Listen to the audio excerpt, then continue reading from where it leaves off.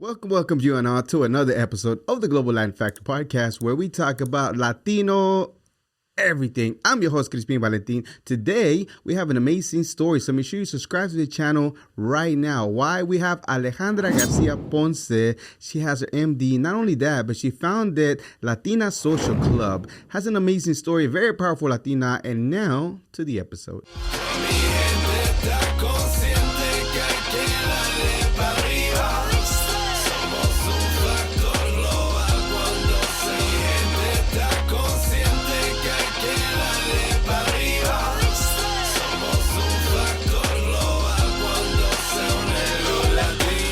Alejandra, hola. Hola. Hi. Thank you so much for being here. Thank you for having me. I didn't know you were in the forward area, so I know the commute is always crazy whenever at this time when we record. So gracias. Yes. Thank you so much. So a friend of yours told me about you, and I thought you had something amazing going on. And then, of course, after you send me some more stuff, I'm like, wow, she has a lot more things going on. Pero before we get started, we're going to do a segment that I like to call Preguntas al Chile. If you have not subscribed to the channel, I don't know what you're waiting for. You're missing out right now. We got some amazing stories that will definitely change your life, change your perspective, and open your eyes in regards to what the amazing Latino community is doing right now in the community. ¿Estás lista, Alejandra? Mm-hmm. ¿Tacos o tortas? Oh, tacos. Corn tortilla or flour tortilla?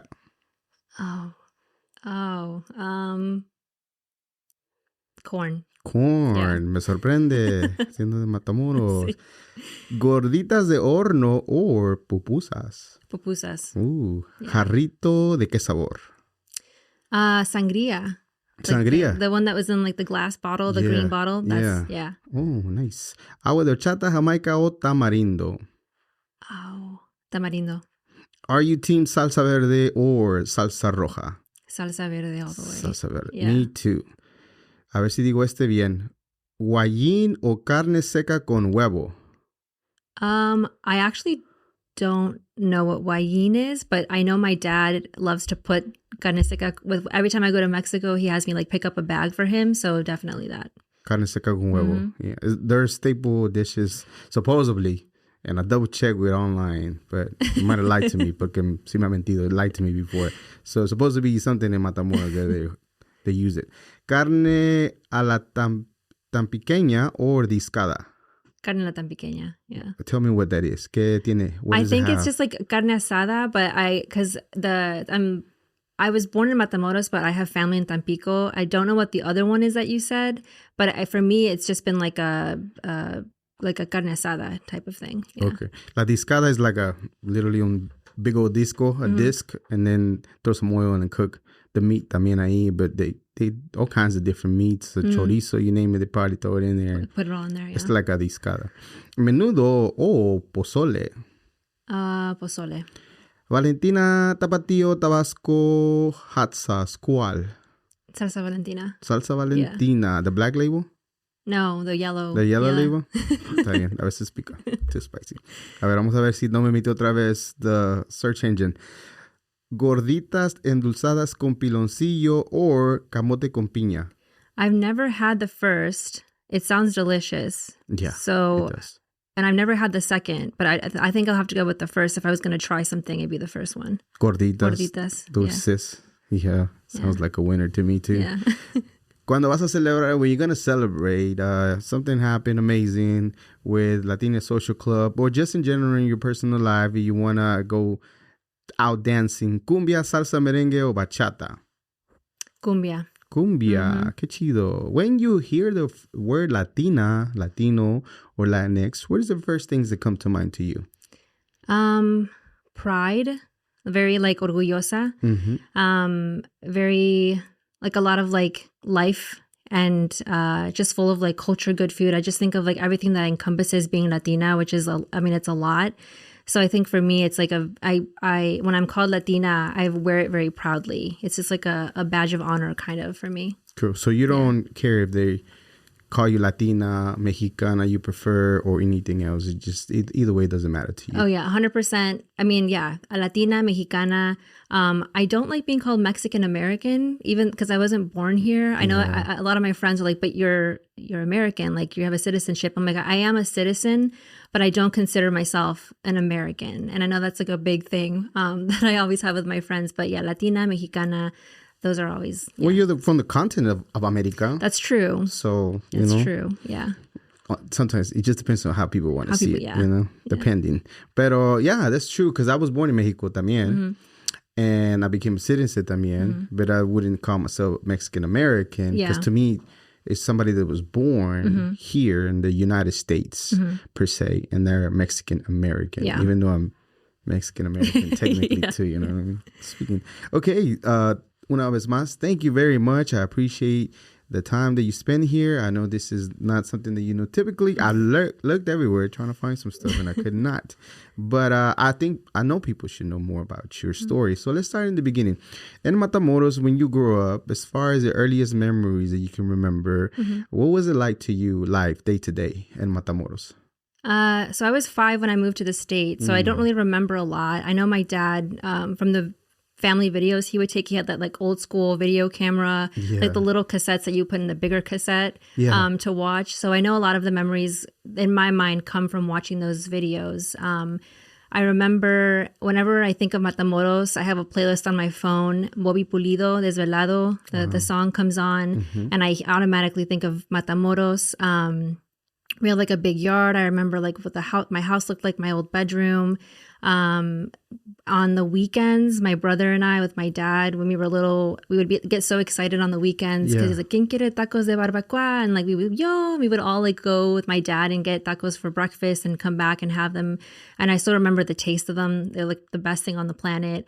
But yeah, as far as like the youngest memories, I think a lot of it was thanks to my dad, because he was just such an avid like recorder of our lives. So definitely don't have a ton of them, and more memories of Tampico, because that's where my majority of my family lives. But Matamoros is still a very special place, even though I only lived there for 5 years. And that's pretty neat. A lot of us in 5 years old couldn't remember. I can't remember that. But I remember those feelings, right?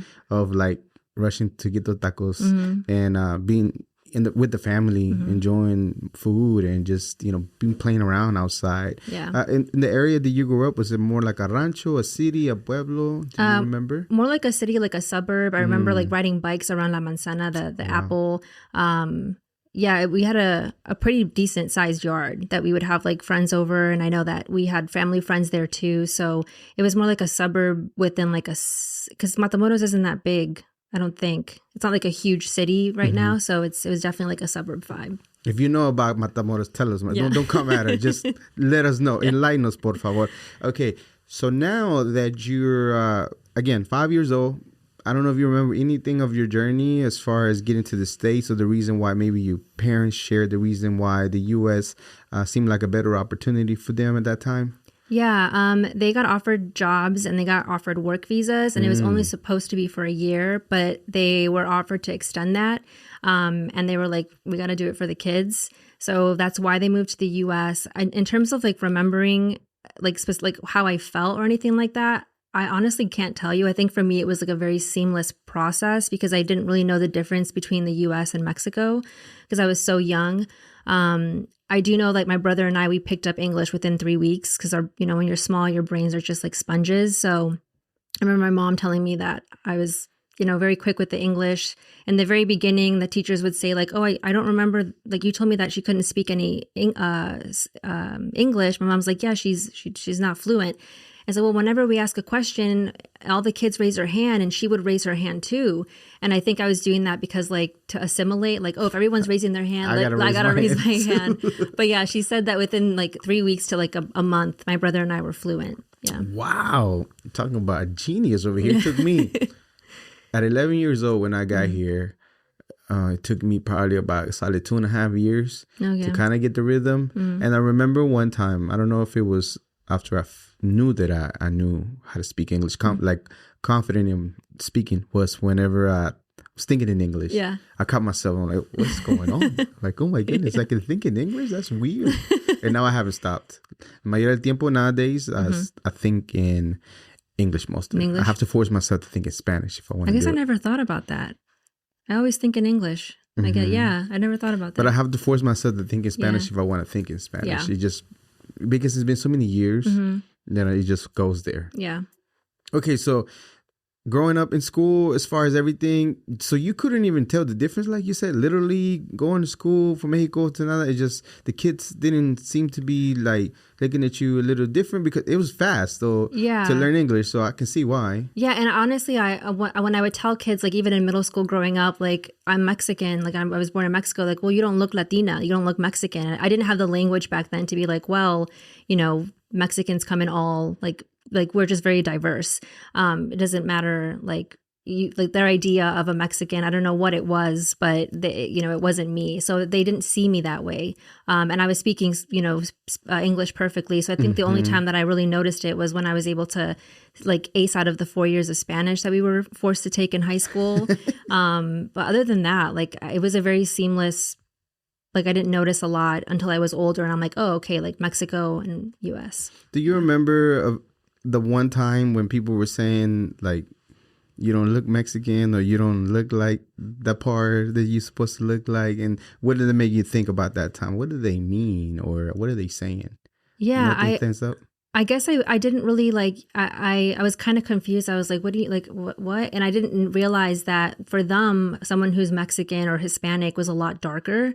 And I was always like, I didn't really look at like the skin color like that. And I'm like, oh, and my mom's like, well, it's because it is güera, like you're not, And my mom's very, like, she has darker skin. My dad's very light skinned. So for me, like to hear that was like the first time that I actually looked at myself, and I was like, oh, like I guess I don't look like what their idea of someone who's Mexican looks like. So I just thought it was like, okay, that's weird. But I didn't let it really affect me or shape me in any way. Then you got booted out of Spanish class? I was able to ace out. My brother and we took a test, and I'm like, yeah, you don't need to be here. But I actually wish I would have stayed to learn how to write it better, because I can read and speak it and understand it, but I can't like write it with all the little acentos. It always messes me up. Yeah, nobody does it here properly anymore. Everybody's pena, not peña. What the heck who's that person? You get out of school, I don't know if you're proactively in certain sports, if you like sports, you like running, if any of those things draw your attention when you're going through school. Yeah, I was a cross-country runner. I did track, and I played like one season or semester, I guess, of basketball, but I stuck with the running. I really liked running. I had to stop when I was like 24, 25 because of my knees. But yeah, I was a really big runner. All right. Did that open any opportunities for you as far as you head into college or any of that stuff? No, I was not athletic enough. No, but it's something that I continued to do even like while I was in college as like not like for a physical thing, but for my mental thing, which helped me like clear my mind. Like the runner's high is very real. So I was really devastated when I had to stop. Yeah. Do you remember the first time you experienced runner's high for real and you were like, oh, this is neat? It didn't come until like 6 months after like me running. And I was like, what are they all talking about? And then I got into like this mode where I was like, oh, wow, this feels like I'm not tired. Like I can keep doing this. And it felt good to keep running. And I had like that pace. It didn't come all the time, like the runner's high. But when it did, I was like, yeah, this is nice. This is nice. Yeah. This is neat. As far as early memories of the things that you experienced in your life, I know you were fairly young, but anything in the household, the culture that kind of sort of helped you, that you still kind of sort of honor it and think that it helped you in the long run? Yeah. So my mom always said, when you step foot into this house, even like when you're like in the driveway, it is Mexico. Like this house is Mexico. So I think that's what really helped tie everything to my roots. We always spoke Spanish in the house. My dad and I would watch the novelas. And my dad would always cook Mexican food, like traditional, like passed down from his mom. The music that my dad listened to as well, like the old school, like, Mexican music and mariachis was just always in my home. So I feel like that really kept me tied to my culture, and the fact that like we couldn't really speak English in the house. My mom would force us to speak Spanish, which, I mean, besides coming to this country, it's another gift that they gave us, because I know a lot of kids who have parents that speak Spanish and they don't. So we're really lucky, my brother and I, to be able to understand and speak it fluently because my parents did that. And that's great part of your parents because, for example, myself, I wanted to be like accepted as with the kids to be able to speak and hurry up and not so much have an accent so I don't be make fun of or almost get into fights because they're saying you speak funny things like that, you know? Yeah. And a lot of times you'd be like, well, I kind of like don't want to be too Mexican because people see you weird. So you want to be as a kid. I'm talking about as a kid, not as a grown up. Don't come at me. But I'm saying at that time, you kind of sort of just want to make sure that you fit in with everything that everybody's doing. So it's great that your parents were able to instill your roots and everything else at the house. So that way you don't forget about it and you kind of sort of like want to distance yourself away from that for a while because you don't understand why people are looking at you strange. You're just trying to be like everybody else. But, you know, you have a beautiful culture that you should be appreciated. But again, as a kid, sometimes you don't have the wording, you don't have the understanding to be able to do that. So it's great from your parents to do that. Did you ever realize they were doing that? No, and honestly, I now saying it out loud is a little embarrassing for me because my uncles, because we would go spend the summers in Tampico, and I would always say like, they would say, "You're Mexican, it is Mexicana," and I'd be like, "No, I'm American. I live in America. I'm American." And I had this like smug attitude about it. And now looking back, because I was a child, like you said, like a lot of parents want their kids to fit in, so they kind of like don't promote them to speak their native language. And I just remember like now looking back, I'm like, wow, I was just such a dummy about it. I was a kid about it when I should have been like my proud Mexican self, like speaking Spanish and everything. But then again, Cleveland, Ohio wasn't a very diverse location. Like we didn't have any Latino kids. Like I had one friend that was from Puerto Rico, like her parents are from Puerto Rico. But other than that, it was very like white suburbia, like school. So looking back, like I'm a little embarrassed to say it because now I'm like, I wear it like a badge of honor, but I think it was a little bit of like hiding in a way. Did your tíos ever remind you that? Oh, every time. ¿Te acuerdas cuando venías aquí que decías que? Every single time, yeah. So Ohio is where your family ended up landing first, getting to? Awesome. And then after that, as far as like the health career that you do, was that already something that you saw yourself doing as you were going through high school, or how did they open up for the health part that you do? Yeah, I think as a young kid, like I was really drawn to like science and medicine and the bodies exhibit. I don't know if you've heard of the bodies exhibit where they have like, I heard of it. I never seen it. Yeah. They came to Cleveland and I like dragged my mom to it and I was just fascinated and I thought I wanted to be a nurse, got into nursing school, did not like it. And I was working at the Cleveland Clinic, which is a really big hospital in Cleveland. And I was a nursing assistant and it was just so repetitive for me. So I ended up changing my major to health sciences. And I'm like, well, I like epidemiology. I like the study of diseases. I like to learn about all the morbid things, like at the CDC level 4, like how people have to like really handle, like, for example, like Ebola with care. I was like fascinated with it. And it that changed as well after I like studied abroad. So it's always been there, but I had to change my major a couple times to figure out what I wanted. When did you go abroad? What area? I went to Sweden my undergraduate senior year, and that I had an experience there that was just like, okay, I need to work with community. I need to work with like public health and health policy. Yeah. Whenever somebody says public health, it could be like, to me, it'd be like, oh, what the heck is that? Yeah. Like the public or the health. What it all entails that people really, when you say the word, don't really understand that it is public It's a health. very broad field. So you could do like public health policy. You could do like epidemiology, study of diseases. You can be a physician that works in like a big, organization that deals with like implementing like different things for like the wider population. So when you think of like healthcare, you think of the individual. And when you think public health, it's like the health of the whole as a population. So like what can we do, like vaccines, for example, that's going to help the population with diseases and ailments. So that's kind of how I think of it. And what is your wheelhouse? What is your focus for you? For me, it's health policy. So I have my master's in public health, and I want to focus that even more into. I'm going to pursue my doctorate in health policy with immigrant health. Yeah. Okay. When you say you were abroad, a situation or something happened that kind of opened your eyes. What happened? Can you share with me? What did you see? What did you hear? They're like, oh yeah, this is my focus. Yeah, so I went abroad and I made a bunch of Latino friends, which is something that I didn't see coming. I was friends with people from Nicaragua, from Colombia, from Mexico, and then from Spain, which I guess they're not really Latino, but they spoke Spanish, so they fit in the group. Hispanos. Yeah.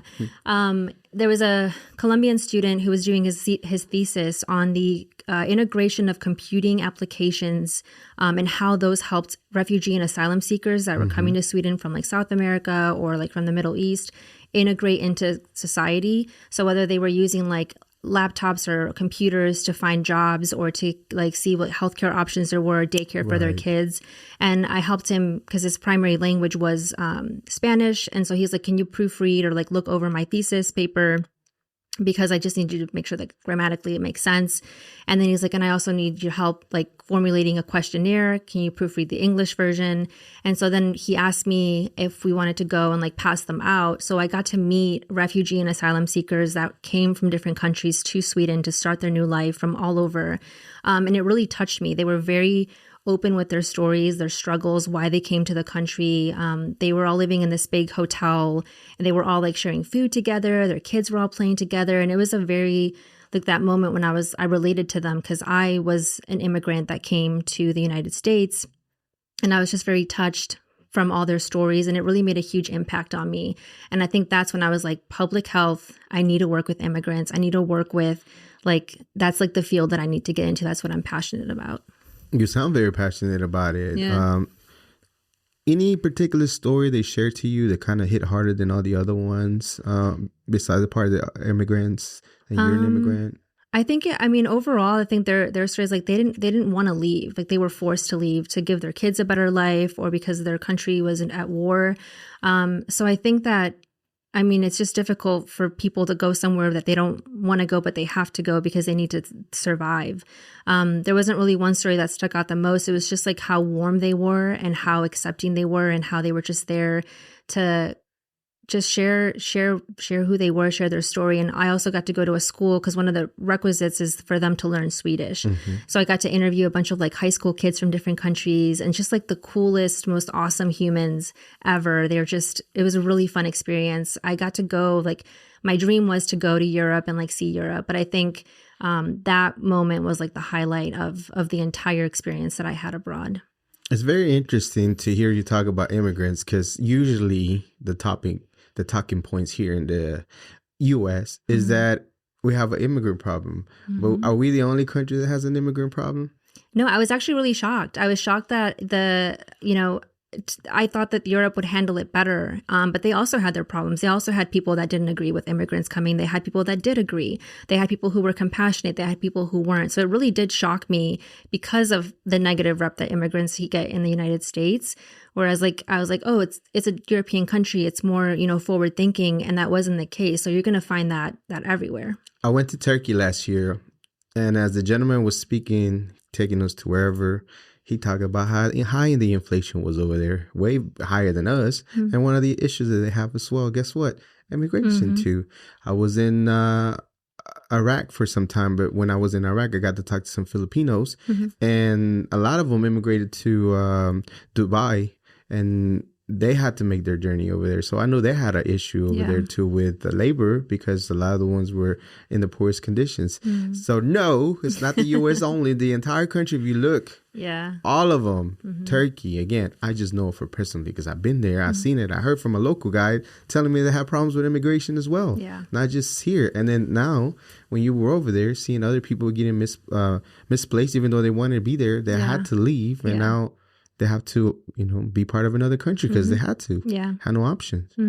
Yeah, it's funny to me whenever the news just portrays one person like we're the only ones that have issues. We're problem. not. We're not. So moving on. Get passionate about this thing. Okay, once you are locked in, again, you're pursuing public health and then the field that you're at. Why master's? Because it's a bigger commitment, it's a longer commitment, there's a lot more education.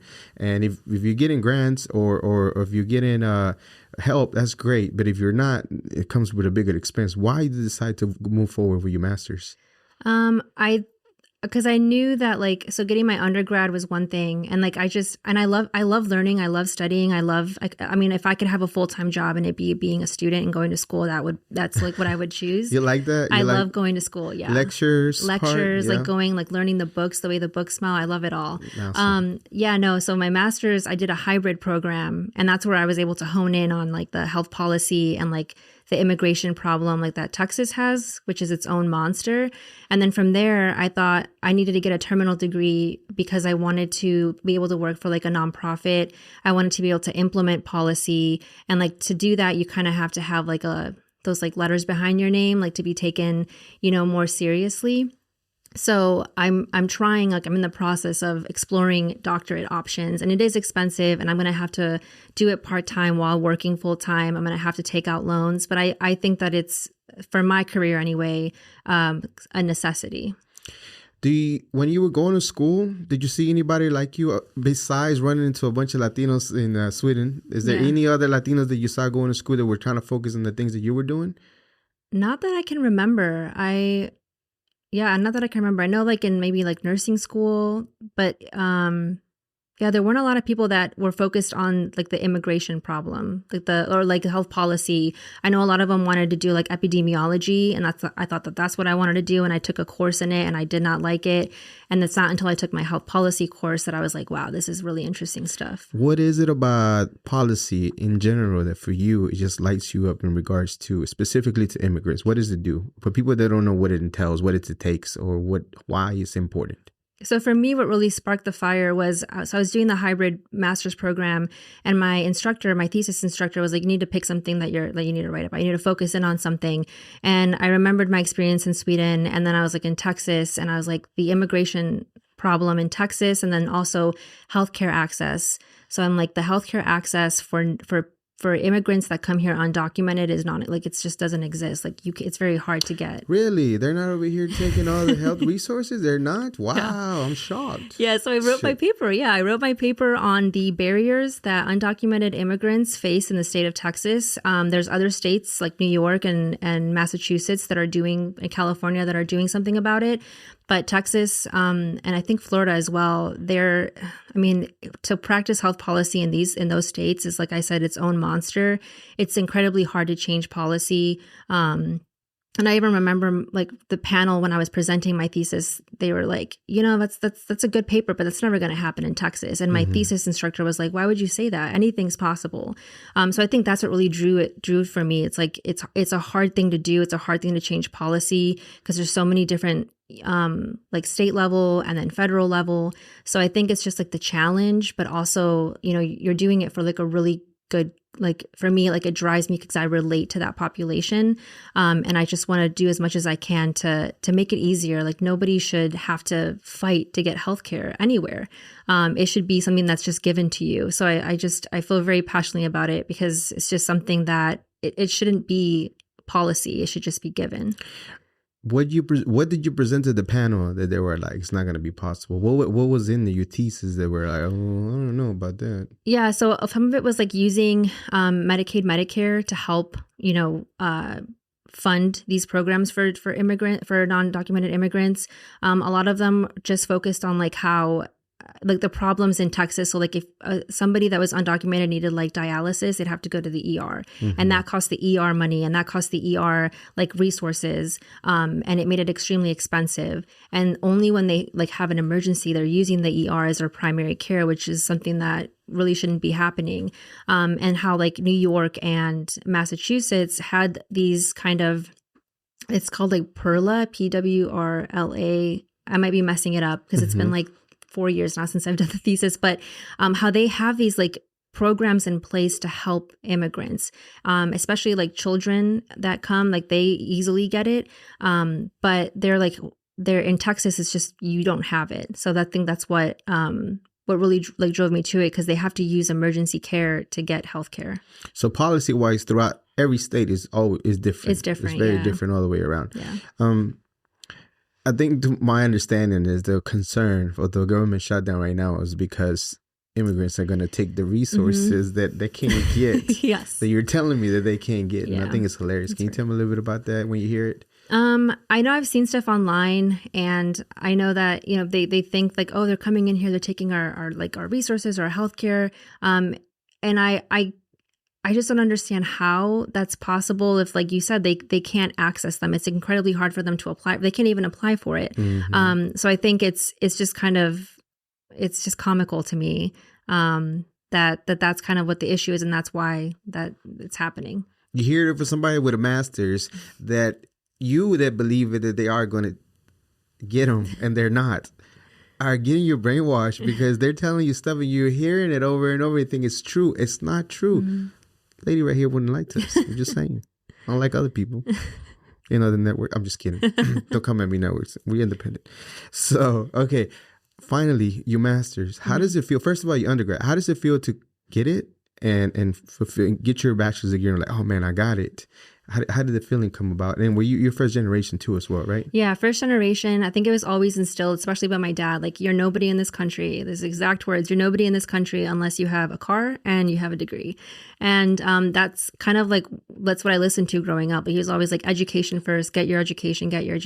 And as a first generation Latina, like my parents grew up, like they went to school in Mexico. They didn't know that they had to do campus tours. They didn't know about the SATs, ACTs. My other friends were like, oh yeah, I can't hang out because I'm getting tutored by my brother's SAT instructor that helped him get a really great score. And like they had those resources because their parents went through it.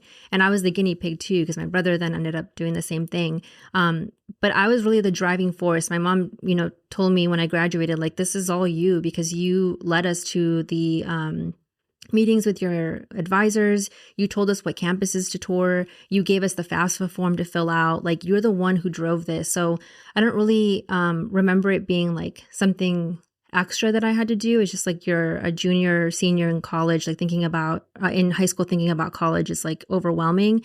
I just thought it was like a normal part of the process. Like, but I now looking back, it's like, oh, my parents didn't know how to navigate that system. And I was kind of like the representative for myself in there.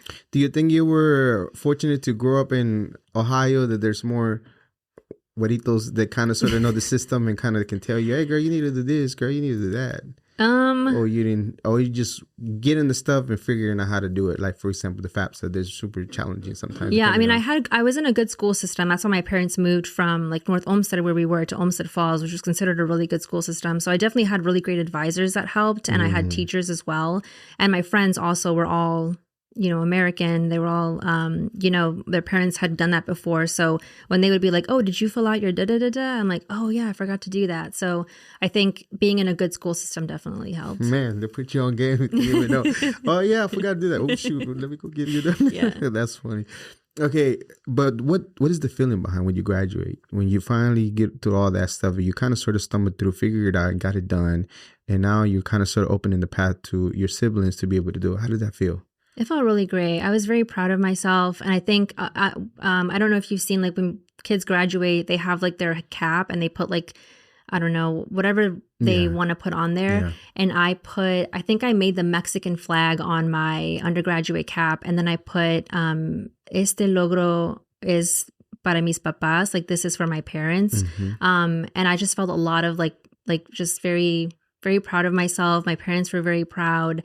And it was something, I think I was doing it more, I was doing it for myself, but I think deep down, I'm like, this is also for my parents who sacrificed their entire lives of like not being close to family to be able to come and do this. Well, I'm proud of you as well. Thank Congratulations. you. Great feat. But you're not even stopping there. You go for your master's. Once you get your master's and you can see the finish line. Yeah. It's right there. Once you get it done, the master's, how did that feel for you? It was a little bittersweet because it was during the pandemic that I graduated in 2021. So I didn't get to like walk and get like hooded and everything. Yeah. But I know my dad bought some champagne. We were celebrating. I got photos taken at the Botanical Gardens here in Dallas. Again, like another proud moment. And like, I think I was 2018 to 2021. So it took me a little bit because I was also working full time. Another great accomplishment, and it's what like really pushed me to continue on my, like, if I can do this, now I can do like the more difficult, like the doctorate. Plus you enjoy being a student. And I enjoy being a student, yeah. What better formula than just to do it? Again, very proud of you. Thank you. I don't know you like that, but in order, first gen to figured it out, to bachelor's, to master's, to even one more. I don't doubt it. And it's amazing. It's amazing work. And in a field that I don't know if there's even a lot of Latinos, Latinas, they even get to that field, explore. Like you say, you saw some nurses. I know there's quite a bit. But after that, what else is there? So, yeah. I don't think that there is a lot. Yeah. Good. I'm glad that we need more. Yes. We need more. Okay. So did you have any kind of mentorship idea that you wanted to have during that time? Any seeking of mentors that you wanted to? Did you know the power of mentorship at that time at all? I definitely considered the Colombian student that he was a big mentor because he was doing his master's and I was like, oh, I want to do what he's doing and kind of like do the research and case studies that he's doing. So he was a pretty big mentor and a really big influence for me to get into higher education. And then other than that, I definitely didn't have like a mentor per se, but something that I guess I didn't look for it, but sometimes like they would appear, like my advisors and stuff. Nice. So, I think those were like the big two while I was in college. So they were unofficial, but they were definitely there helping out. Okay, let's get to Latina Social Club. You finished everything. How did you ended up here in Texas? So my parents moved in 2015 to be closer to the family in Mexico. And then I followed in 2020. And I just I needed to move. I wanted to, get out of Cleveland. And that's what moved me to Dallas.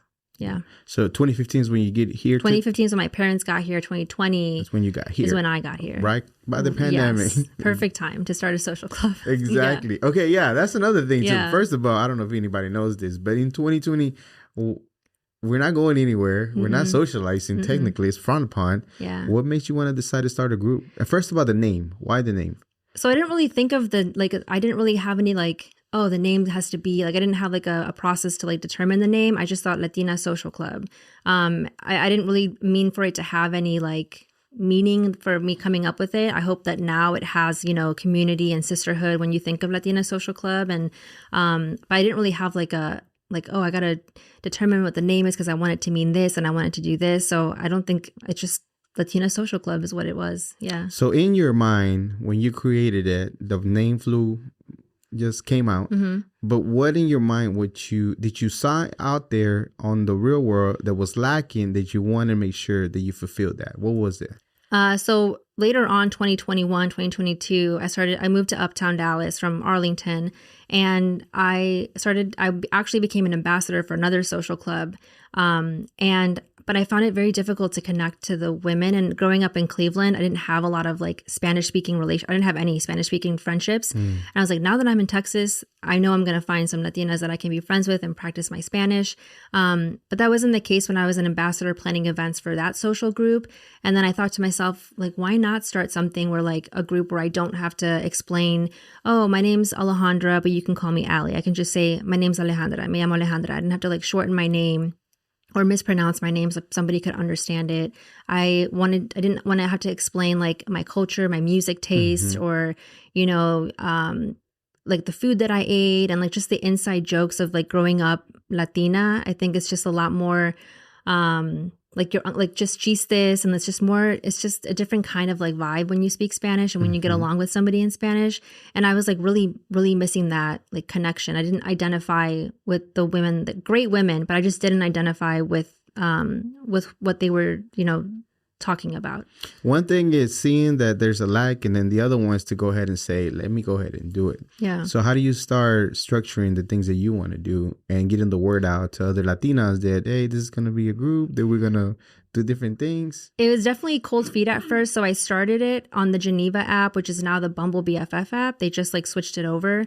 And it started with 70 girls, and I was like, hi, my name's Alejandra. I want to start, getting events together and bringing us together. I met a lot of great friends on Bumble BFF, and I kind of had that mentality, bringing a bunch of girls together and all of us hanging out, doing something fun. I got cold feet And that was in November 2023. And then in March of 2024, I was like, okay, no, I have to make the Instagram page. Because I thought to myself, like, if I'm feeling isolated, there has to be other girls like me. So I went on Instagram and I tried to find a group of Latinas. And I found just like entrepreneur groups, like Latinas in tech, or Latinas in business. But there wasn't really like a social, like a social club just for Latinas. So that's kind of what I was like, well, no one's doing it here in Dallas. Like, why don't I start it? And that's kind of how like it came about. What is for you being social and having a social group do to the whole group in general? What do you mean? Like as far as why is it important to have that type of community for that? Socially, not just focus on business whatever. A lot of the things that came out, like socially, like it's great to have friends that you can relate to. But I think even in the Latina Social Club like events right now, the conversations that we have are a lot deeper than that. Like they go towards like, hey, I was experiencing like racism in the workplace, or I'm the only Latina out of my office and everybody else is like white male. So I think that in order to have those deeper conversations, you need to feel safe. And I think Latina Social Club provides that space. Like these are Latinas just like me. Maybe they're going through the same things that I'm going through. And I think there is a social fun aspect to it, but there's also that like support and like we are great in numbers and like the community aspect of it, of like supporting each other.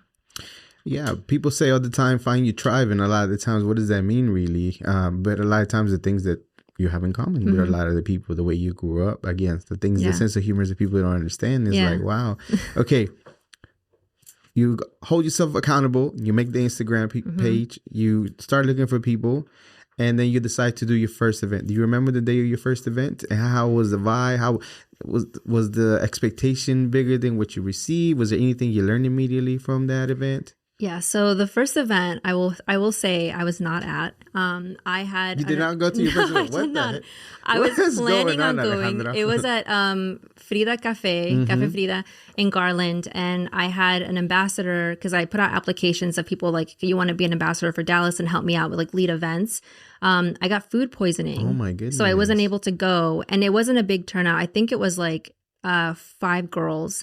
The second event that we did was a dinner in Addison, and 10 girls came, and I was really happy because out of all like the RSVPs, like all RSVPs got filled up. Nice. And that was like our first dinner, and that's when I kind of like was able to see like girls would come in and introduce themselves, and then they would say their name in English, and then the other girls would be like, oh, Karina, you know, like instead of Karina or like whatever, they would use, like they would say, oh, Karina, or like Alejandra, oh, Alex. Like they would automatically do like the cool nickname that I like.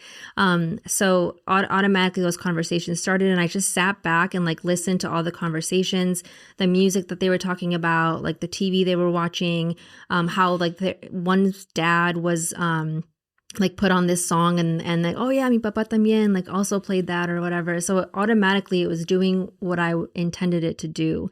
And it was a really cool thing to see. The first event, you get sick, you don't make it. The turnout is not that great. How does it make you feel of like in general, and then like wanting to do it again and then being successful the second time? I think I kind of expected it. Like I think we had like less than 100 followers on Instagram. And we were just getting started. My social media skills on there were not great. Like the flyers don't look great at all.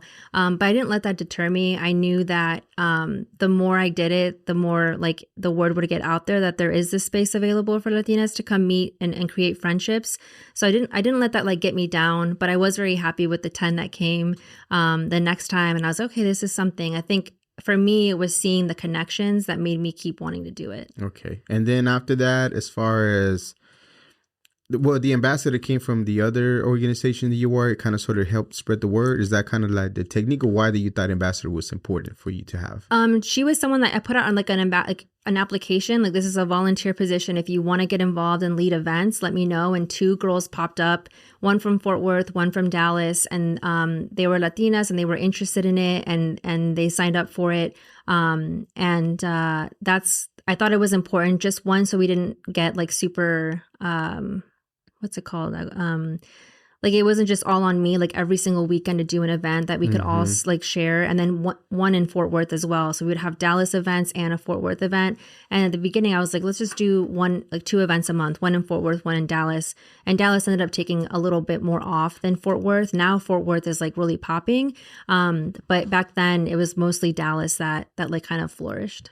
When did you see, after a few events, they're like not even recognizable as far as like how many people are showing up and how much the intrigue is to want to be part of it? It definitely took a while because there was a lot of like hit and miss events of maybe sometimes the tickets were too expensive for what we were doing, or like people were busy. And I definitely want to keep the event small. So I've been a part of like clubs, and I've gone to different like organizations where like you meet like probably like 80 something girls. Like it's just a big group of girls. And I knew I didn't want like Latina Social Club, when they came to the club, to get lost and to just like exchange Instagrams. I didn't want it to feel like very like not fake, but rushed and like, oh, I have to meet all these people. So that's why I like to keep events small, so that there's like genuine connection, so that when you think, oh, these are the girls that I met, you remember, oh, she's from Guanajuato, or like she was born in, Peru and she came with her family. Like I want those memories to be so that it forms better friendships.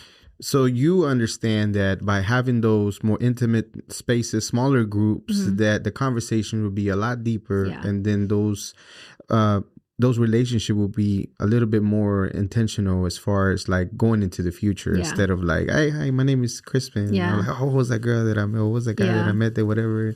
Just like who cares? Like too many people. Yeah, too many people. Too many people. So where do you get that idea of doing that specifically, and knowing that those intimate, deeper conversations lead to longer term relationships?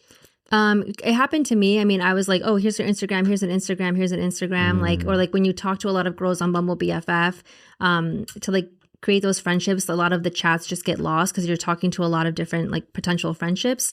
So kind of from firsthand experience, but then like the more events I did, the smaller the groups were, like 10, 15 girls, the conversations got a lot deeper.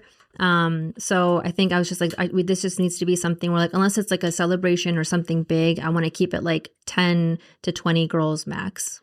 That's awesome. That's neat that you saw that immediately, and you saw that I'm not going to put them in that situation. I'm going to put them to be more successful and creating better, more purpose intentions of friendships that can go into, whatever it's going to go into. Yeah. So, all right. So now you have, I don't know if you have a board, but if you're have people that have and do stuff now, you have I don't know if all the positions that you have available as far as the people that volunteer for. What do you have so far? I mean, I knew I wanted to mention that because I didn't want to go without mentioning that I wouldn't be where I am today without the amazing team. And I've had ambassadors who have stepped down because they've moved or like because they're in school. So right now I have 2 Dallas ambassadors. I have 1 Fort Worth ambassador. I have Aida, who is our kind of like, she's like our coordinator, / like she comes with a lot of experience in like running a business because she owns her own, and she's very well connected to the community. And then I have my friend Christine, who runs our book club, and that's new. That just started like maybe a couple months ago. She's very passionate about reading Latina authors, and she's like, I want to do that. We think that's a good idea. And I'm like, yeah, come do it for Latina Social Club. So she manages that, and then Destiny, who is she's amazing, who does our social media, like all our recaps, our flyers. Like the ambassadors can make their own flyers and it goes through her, and she like puts the logo on it. She makes sure it's the right dimensions. So she's the face behind like what our Instagram page looks like. Neat. So you have quite a bit of a group of people. Yeah. Is there always opening to be an ambassador or a way to apply, or people want to get more involved? Do they just DM? Do they email? Where do they get a hold of you for that? Yeah. So right now, I know these ambassadors are like brand new. They started maybe like 6 months ago. Whenever there's a position, like we need someone to like, oh, we want to expand to do more events in Dallas, or if someone's going to step down because they're moving or because they have a lot of like work going on or something like that, we open up an application on our website. The one position I could see opening up in the future to help Crystal, who is our Fort Worth ambassador, out is another Fort Worth ambassador to help her like with events, because Fort Worth. In the very beginning, crickets over there. I'm like, are there no Latinas that live in Fort Worth? Oh, that's a lot. There's a lot. I knew there was a lot. And I'm like, so now they're coming out and they're like, we want to do events Arlington, Fort Worth. Or like, what about like North Richland Hills over there? So I know she's getting a lot of great reviews from like events, like girls that reach out and say she's so sweet. She's an amazing host. So I know that she's going to eventually need more help out in Fort Worth. Awesome. Be on the lookout. Yeah. You started incorporating vendors, and when did that start it, and why did you want to incorporate vendors, and what are some maybe requirements that you're looking for as far as the vendors that are going to be part of your events? So I know that it's been amazing to see like in the year and a half, almost 2 years that we have now doing Latina Social Club, the amount of Latinas that have popped up on social media doing Pilates clubs, doing their own like version of their social club, not just in Dallas and Texas, but like all over the world. I know clubs in Germany. There are Latina social clubs in Germany, Sweden. We have like a founders group chat of like all Latina social clubs in the States. And I know some of the bigger organizations, for me, not the community gets lost, but I feel like I really wanted to highlight the community here in Dallas, Fort Worth, and Latinos and Latinas and their small-owned businesses. So I feel like I wanted to kind of give back to them, and I also wanted to highlight them. And so when I look for like a vendor to partner with, it could be like we just did a Pilates class with a Latina from Mexico who's just starting out her business as a Pilates instructor. She reached out and said, hey, I have this business. I want to start, getting attention to it, and you have a platform for it. And I was like, let's do it. And she sold out her first event. Awesome. It was amazing. And we had like a vendor, a Latina vendor that got like pastries and coffee as well. So we try to bring things together and just give back. Because I think what makes social clubs, Latina social clubs special in each city is that you have that community that influences events, that like opens the door for you and says, hey, you guys can have an event here. It makes it really unique to each city. And it's not just like a nationwide thing where like, oh, come join us for like, I don't know, a beach day or something. It's like, oh, come join us at this, coffee shop that's owned by a Latina, get to know her story and stuff like that. When you say other Latina social clubs, are they their own thing, nothing to do with you? Nothing to do, yeah. Just a group of Latinas with their own name and brand and everything else. Yeah, I've seen a lot of them. They're popping up in Dallas. Like there's, I forget the names, there's Latinas that have their own groups that are starting to do like their own events. And we even want to collaborate with them and get them going, because just because we're Latina Social Club doesn't mean that there isn't room for more social clubs that have Latinas in them.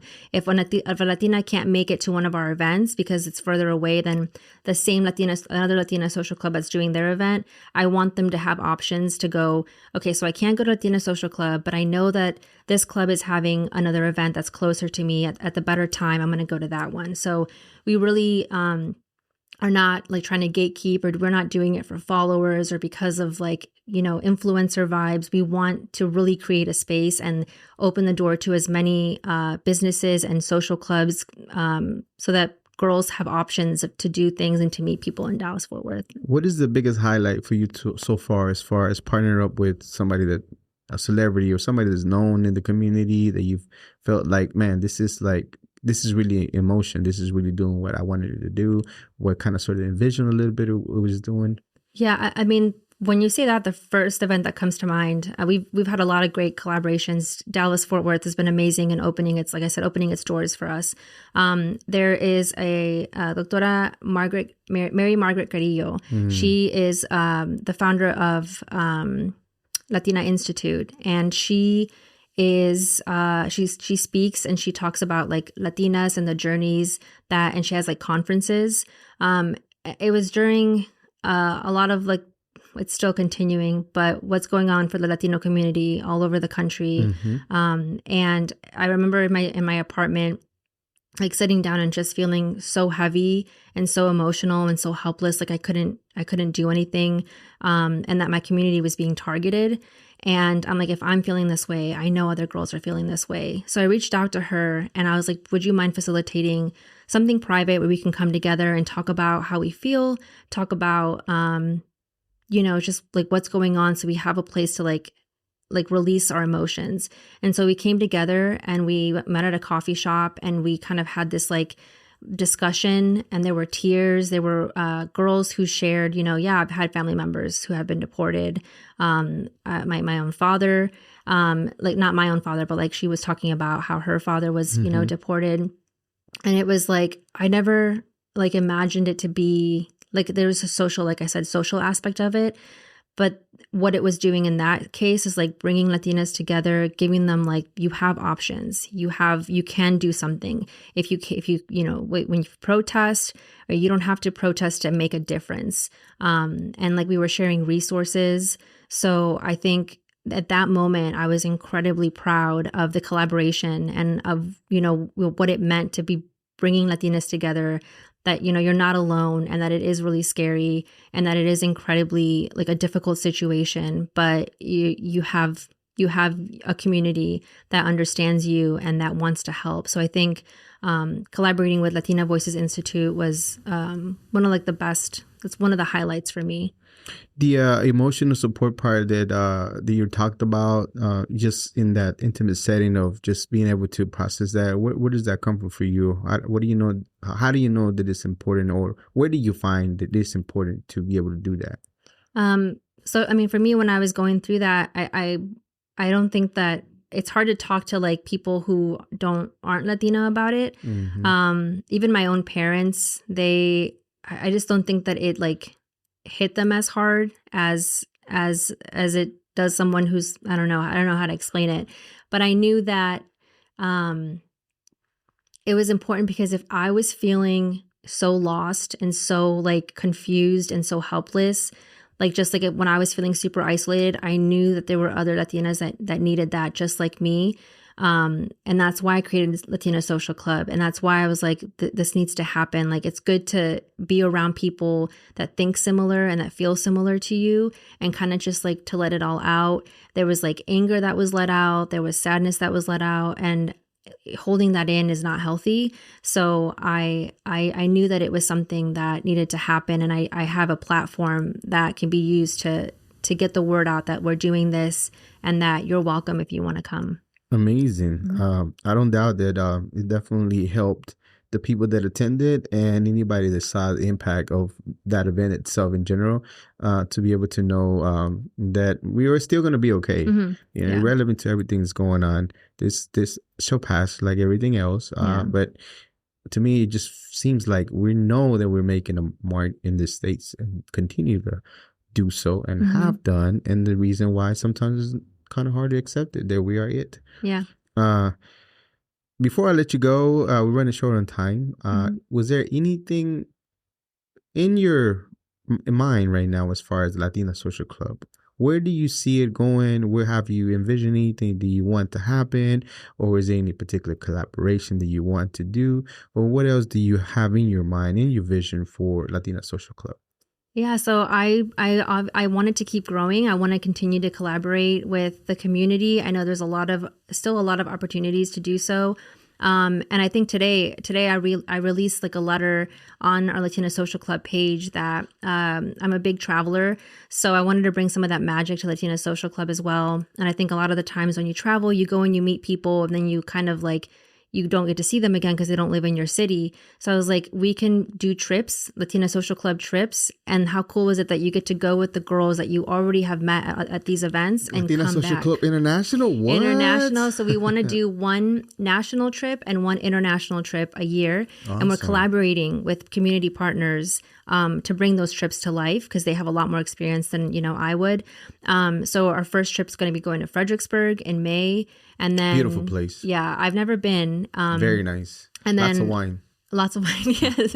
And then potentially, it's still in the works, but a lot of the girls wanted to go to Ireland, so maybe that for fall of 2026. So it's expanding. We have our book club. It just started. That's really popular. So yeah, it's traveling is coming to Latina Social Club, and I just hope that it continues to grow and continues to be a space where Latinas can find their community, they can find friendships, and yeah. You were just in California, right? San Francisco? I was in San Francisco and Napa and Sonoma. You're literally where Yeah, I know. No, I was over there. Oh, you were? Not that long ago. Oh, nice. Like during the summertime. Oh, yeah. The same areas too. Yeah. The same place you took a picture of that you saw. Oh, really? Post, the same place that I was at. Sonoma, San Jose, Santa Clara, San Francisco, Sacramento, all that area. Yeah, I was too lazy to like go up and like the actual picturesque moment. So I just crossed the bridge. I'm like, this will do. And I took a photo in the bridge. Same. Yeah. I was in one of those posts, ex-military posts that they have. And I was up there to take a picture where everybody puts the locks. Yeah. So I was like, wait a minute. Was she checking out my IG a long time ago? We're in the same areas. Not at all.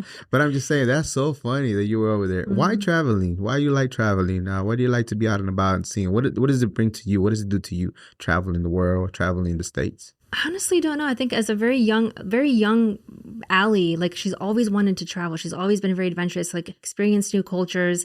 I think going to Sweden, like even like helped that even more.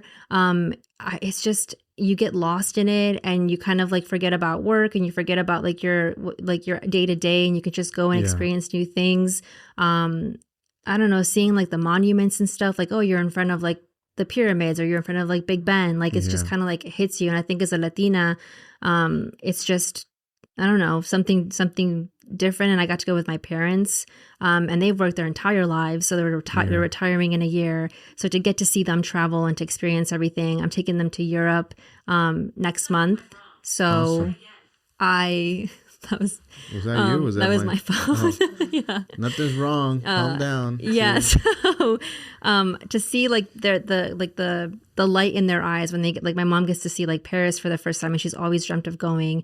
It just brings joy to me. I think there's just like there's so much out there and I've always just wanted to like explore and dig and just find all that treasure.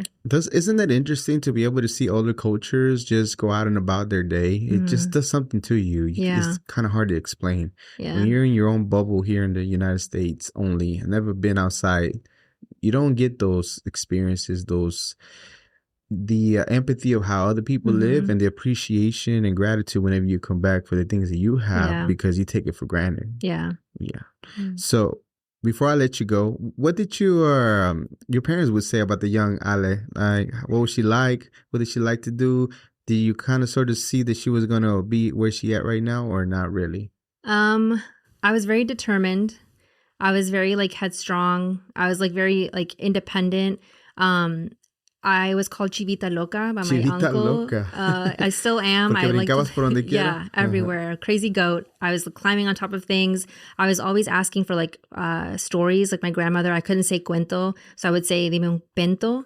But it was always like I wanted like the scariest stories. And like now when I ask her like, hey, remember that story you told me? And she's like, oh yeah, I made that up. Like very like I was just very like inquisitive and asking a lot of questions.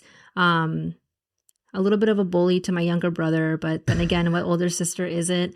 So if I see myself little, I definitely like believe that she would get to where she is now. So yeah. Nice. That's awesome. Any questions that you had coming over here? And like, oh man, I wish she asked me this, or I wish we talk about this. Anything that comes to mind to you?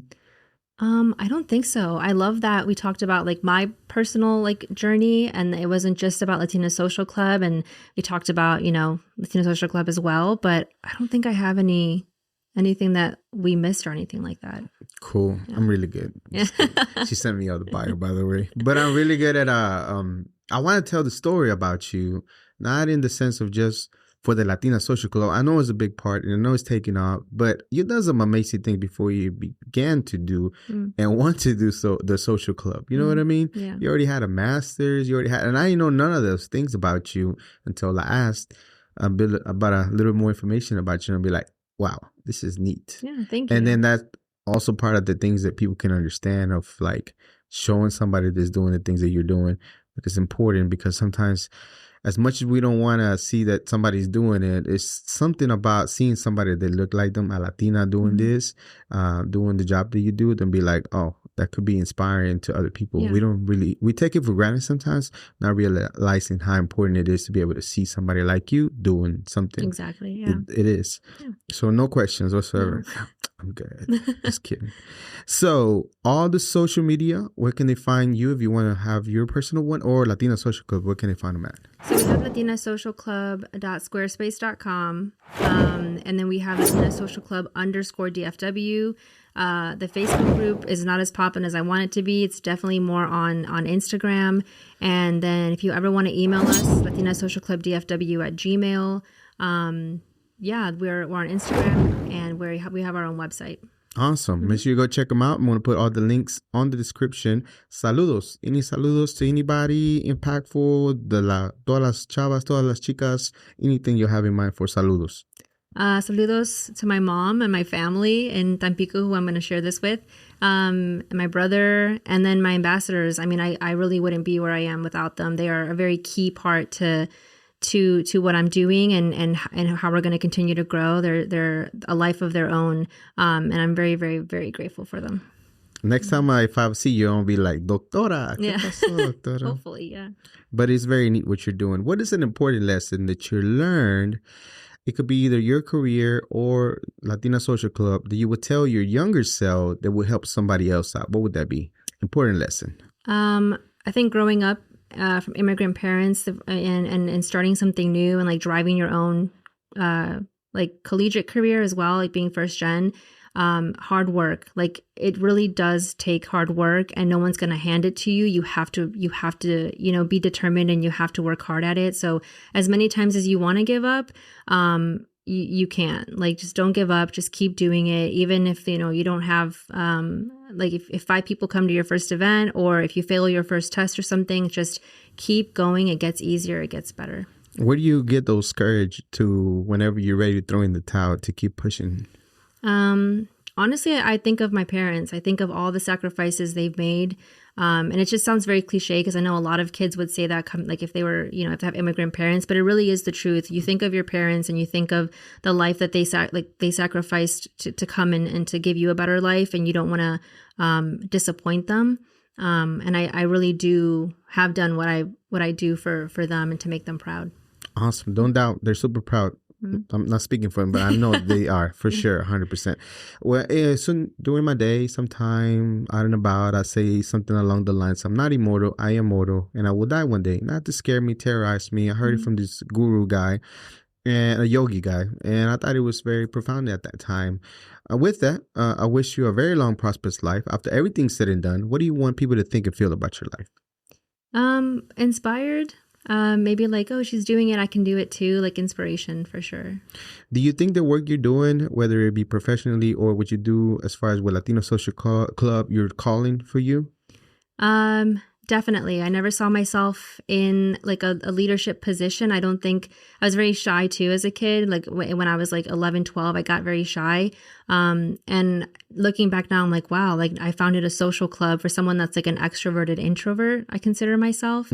But when you're really passionate about it, that kind of like melts away, and like you kind of forget that you have this shyness, and you stand tall, you stand bold, because it's what you believe in and what you worked hard for. So yeah.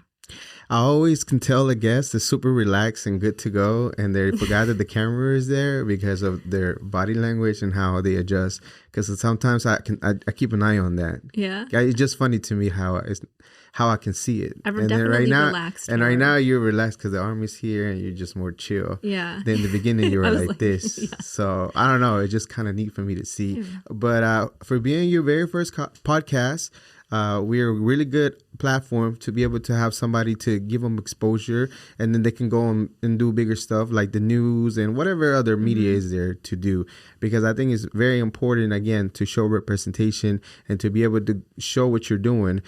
A lot of people would think, oh, social club, this and that. But the impact, the community, the things that you work out with other people as far as like the conversations in general that can push you forward. Sometimes people might not think it's super important, but it is. Yeah. And not to mention, again, I know Aida told me about you. I know that she said I had great things to talk about you, the club itself, and I was just asking all kinds of questions already because I'm just already formulating things in my mind. But then when you send me your information about the bio, I'm like, oh my goodness, this woman is super powerful. Like she's literally done the schooling part that other people are not willing to do, like myself, to go do and enjoy to doing it. And now being somebody that's a leader as far as the group itself and growing it and continue to do bigger things for the community. And without a doubt, Alejandra, you are a global Latin factor. Thank you so much for being here. Thank you so much for having me. Thank you. This was another episode of the Global Latin Factor podcast. Remember to subscribe right now. You do not want to miss the episodes that we have here, especially with Alejandra, such an amazing, powerful Latina. And remember, we are just like you. We are people. We are the spice and flavor in this melting pot that it is the world. Till next time.